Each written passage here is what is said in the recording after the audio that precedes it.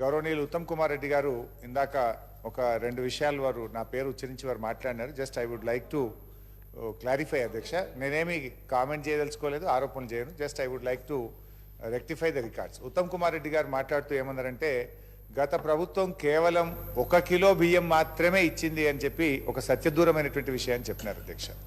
యాక్చువల్గా రాష్ట్రంలో ఉండేటువంటి 89,99,000 కార్డులలో కేంద్ర ప్రభుత్వం ఇచ్చేది 56 లక్షల కార్డులకు మాత్రమే ఇస్తుంది. మిగతా 34 లక్షల కార్డులకు మొత్తం 6 కిలోలు కూడా రాష్ట్ర ప్రభుత్వ ఖజానా నుంచి మనమే అచ్చంగా ఆ 6 కేజీల బియ్యం ఇచ్చినమనేటువంటి విషయాన్ని మీ ద్వారా సభ దృష్టికి తెస్తా ఉన్నారు అధ్యక్ష. ఉత్తమ్ గారు ఏం చేసిందంటే మొత్తం ఇదేదో కేంద్రమే ఇస్తుంది, 1 కిలో బియ్యం మాత్రమే రాష్ట్ర ప్రభుత్వం ఇచ్చిందని చెప్పే విషయం చేసినారు. ఇది పూర్తిగా సత్యదూరమైనది. రెండో విషయం అధ్యక్ష, 54 లక్షల కార్డులకేమో 1 కిలో బియ్యం ఇచ్చాం, మిగతా 34 లక్షల కార్డులకు మొత్తం 6 కిలోల బియ్యం రాష్ట్ర ప్రభుత్వ నిధుల చేతనే ఇచ్చాం. ఇక కరోనా సమయంలో అధ్యక్ష, కరోనా సమయంలో చూసినట్టయితే 2 సంవత్సరాల పాటు ఉచితంగా 10 కిలోల బియ్యం ఇచ్చిన విషయాన్ని కూడా మీ ద్వారా సభ దృష్టికి తెస్తా ఉన్నారు అధ్యక్ష. ఒకరు మనుషుల గురించి చెప్పమంటున్నారు. మొత్తం 2,90,00,000 మంది మనుషులకు మనం బియ్యం ఇస్తే ఇందులో 1,85,00,000 మందికి కేంద్ర ప్రభుత్వం 5 కిలోలు ఇచ్చింది, మిగతా కిలో మనం ఇచ్చాం. ఆ 5 కిలోలు కూడా వాళ్ళు 3 రూపాయలకి ఇస్తే మనం రూపాయికే ఇచ్చాం. మిగతా 1,05,00,000 మందికి మొత్తం రాష్ట్ర ప్రభుత్వ నిధుల చేత 6 కిలోల బియ్యం రూపాయి కాడికి ఇచ్చినటువంటి విషయాన్ని మీ ద్వారా తెలియజేస్తా ఉన్నా. రెండో విషయం, వారు ఇన్ని కోట్లు ఖర్చు పెడితే కాళేశ్వరంలో పారింది తక్కువ, అది నెక్స్ట్ ఇరిగేషన్ మీద వచ్చినప్పుడు నేను డీటెయిల్గా చెప్తాను. కానీ just I would like to rectify the record. వారు ఒక మాట ఏమన్నారంటే, మీరు నేను ఇక్కడ మంత్రి గారి దృష్టికి తెచ్చేది ఏంటంటే కల్వకుర్తి ప్రాజెక్టు మీ హయాంలో నిర్మించారు, ఆయకట్టు ఏమి ఇయ్యలేదు. 75-80% నిధులు ఖర్చు పెట్టినా ఆయకట్టు రాలేదు. కానీ ఈరోజు మేము వచ్చిన తర్వాత ఆ పనులు పూర్తి చేసి 3,50,000 ఎకరాలకు ఆయకట్టుకు మేము నీళ్ళు ఇచ్చాం. సో అట్లనే పాలమూరు ఎత్తిపోతల్లో ఇలా ట్రంక్ పూర్తయింది, పంపులు పూర్తయినాయి, రిజర్వాయర్లు పూర్తయినాయి.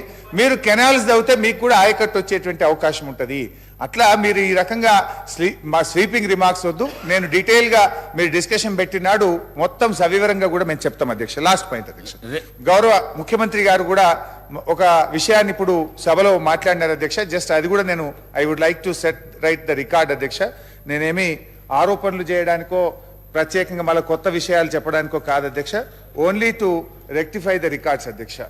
పేజ్ నెంబర్ 32లో అధ్యక్ష గౌరవ ముఖ్యమంత్రి గారు అందులో నుంచే వారు నా పేరు తీసుకొని విషయం చెప్పారు అధ్యక్ష. ఏమన్నారంటే, మనం 2014-15 రాష్ట్రం వచ్చినాడు 303 రోజులు మన రాష్ట్రం సర్ప్లస్ ఉండేది.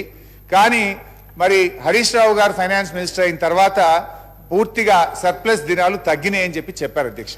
కానీ ముఖ్యమంత్రి గారు కానీ ఇవాళ అందరూ కూడా ఏం చేస్తారంటే కన్వీనియంట్ అంశాలు తీసుకుంటున్నారు. ఎక్కడైతే మేము పాజిటివ్గా ఉన్నామో దాన్ని విస్మరిస్తూ ఉన్నారు.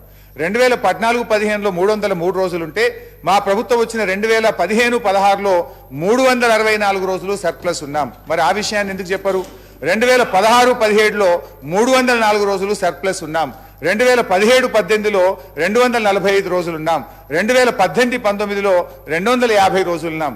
ఎక్కడైతే తగ్గిందో అది కరోనా వచ్చిన తర్వాత, కరోనా 2 సంవత్సరాలు కరోనా వల్ల ఏర్పడ్డ ఆర్థిక మాంద్యం, ఒకవైపు పెద్ద నోట్ల రద్దు, రెండవ వైపు కరోనా లాంటి ఒక మహమ్మారి వచ్చిన తర్వాత ఈ దేశం, ఈ ప్రపంచం, అన్ని రాష్ట్రాల ఆర్థిక వ్యవస్థ చిన్నాభిన్నమైన తర్వాత మాత్రమే తగ్గిందనే విషయాన్ని మీ ద్వారా సభ దృష్టికి తెచ్చే ప్రయత్నం చేస్తున్నాం అధ్యక్ష. అయితే అధ్యక్ష, ముఖ్యమంత్రి గారు కేంద్ర ప్రభుత్వంతో కలవద్దా అన్నారు. మీరు కేంద్రంతో కలవండి, కేంద్రంతో మాట్లాడండి, అవసరమైతే అఖిల పక్షాన్ని తీసుకుపోండి, మేము కూడా మీ వెంట వస్తాం. రాష్ట్రానికి న్యాయబద్ధంగా రావాల్సిన ప్రతి పైసా కోసం మీకు మేము సహకరిస్తాం, మీ వెంట మేము ఉంటాం. మీరు కేంద్ర ప్రధానమంత్రిని కలవండి, కేంద్ర మంత్రులను కలవండి. ఆ ప్రక్రియలో మేమేదైనా సహకారం పార్లమెంట్లో మా పార్లమెంట్ సభ్యులు చేయాలన్నా, మేము చేయాలన్నా కూడా చేయడానికి సిద్ధంగా ఉన్నామని మీ ద్వారా తెలియజేస్తున్నాం. రేవూరి ప్రకాష్ రెడ్డి గారు.